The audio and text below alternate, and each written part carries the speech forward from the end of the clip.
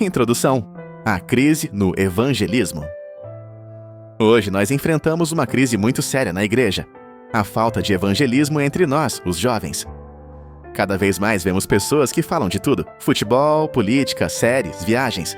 Mas quando o assunto é a fé, o silêncio reina. Muitos têm vergonha, medo de serem ridicularizados, ou simplesmente acham que não precisam falar de Jesus, como se fosse algo particular demais. Mas será que é isso que a Bíblia nos ensina? Em Mateus 28, 19 a 20, Jesus é claro: portanto, vão e façam discípulos de todas as nações.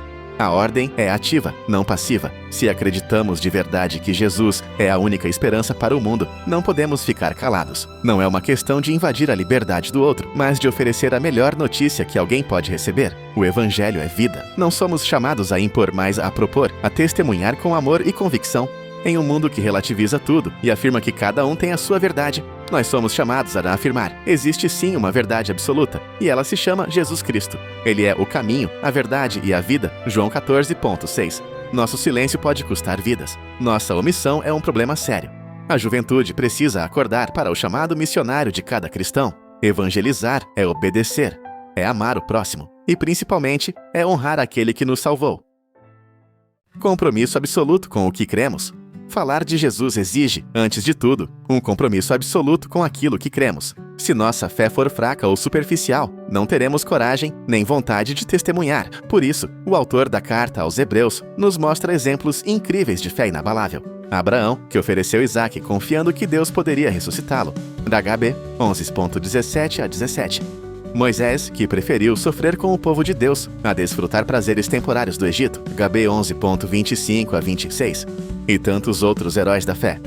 Esses homens e mulheres foram chamados de pessoas das quais o mundo não era digno. Hebreus 11.38. O que fez deles tão especiais? O compromisso absoluto com a fé que professavam. E nós estamos vivendo a fé de maneira tão intensa assim? Nosso testemunho só terá poder se for verdadeiro. Se cremos que Jesus salva, transforma e cura, então precisamos anunciar isso. Atos 17,6 nos mostra que os primeiros cristãos causaram impacto profundo na sociedade, a ponto de serem chamados de perturbadores do mundo. A pergunta é: nossa vida tem perturbado a indiferença espiritual ao nosso redor?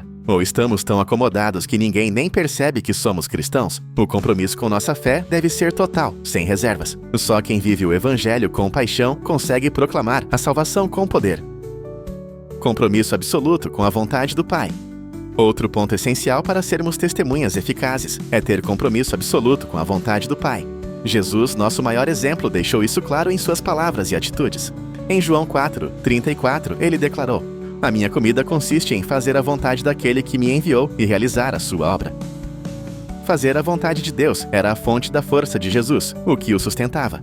E ele não apenas falou. Quando chegou o momento de enfrentar a cruz, ele orou: não seja como eu quero, mas como tu queres. Mateus 26:39. A vontade de Deus é que todos conheçam a verdade e sejam salvos.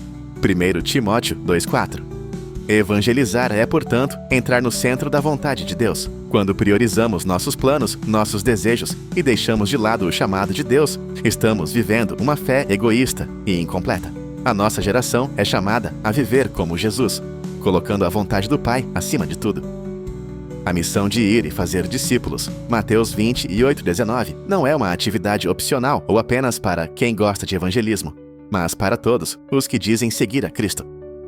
Deus não nos chama para sermos espectadores no reino. Ele quer protagonistas. Evangelizar é fazer a vontade do Pai. Quem ama a Deus, ama a missão. Quem ama a missão, fala de Jesus. Compromisso absoluto com a realização da missão. Evangelizar não é um projeto paralelo na vida cristã. É o coração da nossa missão. Moisés foi chamado para libertar o povo do Egito. Êxodo 3:10. Paulo foi enviado aos gentios. Atos 9:15. E Jesus veio para buscar e salvar o perdido. Lucas 19:10. Se olharmos para a vida desses homens, veremos que cumprir a missão nunca foi fácil. Moisés enfrentou a dureza do faraó. Paulo sofreu naufrágios, prisões e perseguições. E Jesus enfrentou a cruz. Todos eles tinham algo em comum: compromisso absoluto com a missão recebida. Hoje, muitos jovens vivem como se a missão fosse secundária. Se der tempo, evangelizam. Se estiverem animados, participam. Mas a ordem de Jesus é clara e urgente: vão. Não podemos ficar esperando condições ideais. O mundo está faminto pela verdade. O vazio existencial, a crise de identidade, a solidão das redes sociais são sinais de que as pessoas precisam desesperadamente ouvir sobre Jesus. Se não formos nós, quem irá? Se não for agora, quando será? A juventude precisa abraçar a missão como estilo de vida, onde estiverem, com quem estiverem, sempre prontos para dar razão da esperança que há em nós. 1 Pedro 3,15. Evangelizar é mais do que palavras, é ação. Conclusão. Aceite o desafio de fazer discípulos. Queridos, nossa geração não pode se calar. O chamado de Jesus não mudou. Vão e façam discípulos. Este chamado é urgente, não é uma sugestão nem um convite opcional. É uma ordem clara. Em tempos de pós-modernidade, onde tudo é relativo e o certo parece ser não afirmar nada com convicção, nós somos desafiados a viver de forma diferente. Somos chamados a pregar a verdade que liberta, a mostrar com nossas vidas que o Evangelho é real e transforma. Não podemos esperar que as pessoas simplesmente venham até nós. Precisamos ir até elas, com amor, respeito e ousadia. Mais do que palavras, nosso testemunho diário deve demonstrar o amor de Cristo.